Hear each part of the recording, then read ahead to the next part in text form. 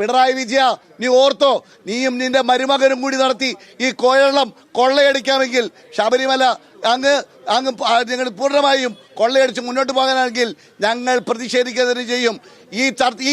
ഈ രീതിയിലുള്ള എല്ലാ പ്രതിഷേധവും എല്ലാ തരത്തിലുള്ള സോഷ്യൽ മീഡിയ ഇടപെടലും ഞങ്ങളുടെ ഭാഗത്തുണ്ടാകും. ഞങ്ങളെ തകർക്കാമെന്നോ ഞങ്ങളെ ഉദ്യമത്തിൽ നിന്നും പ്രചരണ തന്ത്രങ്ങളിൽ നിന്നും മാറ്റി നിർത്താമെന്നോ നിങ്ങൾ വിചാരിക്കേണ്ട. എൻ സുബ്രഹ്മണ്യന്റെ രോമത്ത് തൊടുവാൻ കേരളത്തിലെ പോലീസിന് സാധിക്കുകയില്ല. ഒരു നടപടിയാണ് ഇന്ന് ഇടതുപക്ഷത്തിന്റെ പേര് പറഞ്ഞ് അധികാരത്തിലിരിക്കുന്ന പിണറായി വിജയൻ ചെയ്തുകൊണ്ടിരിക്കുന്നത്. അദ്ദേഹം ചെയ്തു കൂട്ടിയ കാര്യങ്ങൾ ഒന്നിനു പിറകെ ഒന്നായി പുറത്തു വരുമ്പോൾ അത്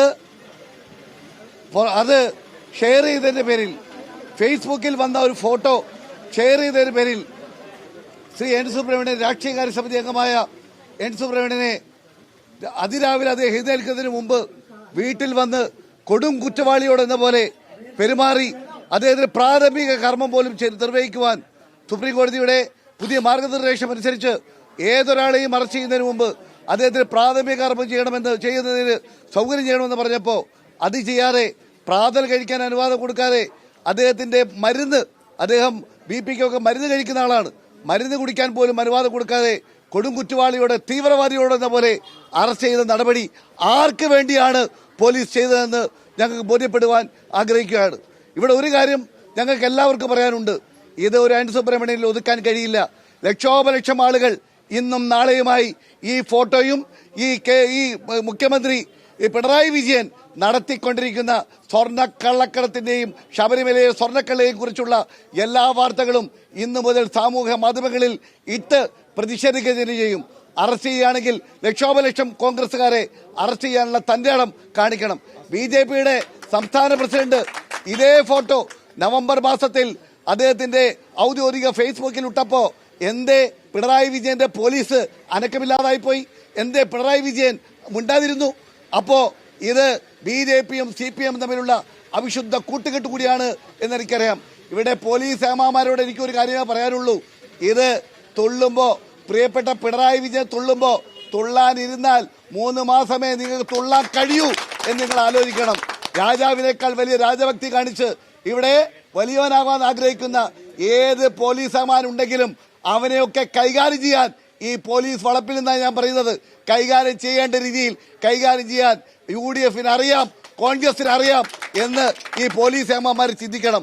ഒരു കാര്യം തുറന്നു പറയാൻ ആഗ്രഹിക്കുന്നു. വെള്ളരിക്ക പട്ടണമല്ല കോഴിക്കോട്, കേരളം വെള്ളരിക്ക പട്ടണമല്ല.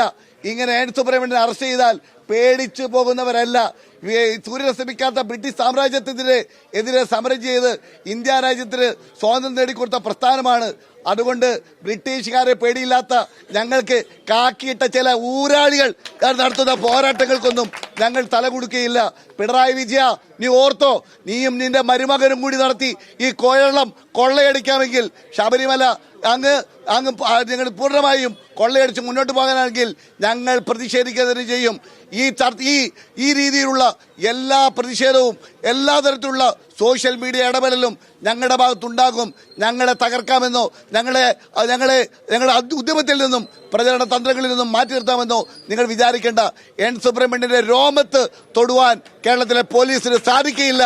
നീതി നിയമത്തിൽ ഞങ്ങൾ വിശ്വസിച്ചുണ്ട്. തീർച്ചയായും ആസൂത്രിതമായ നീക്കമാണ് ഇത്.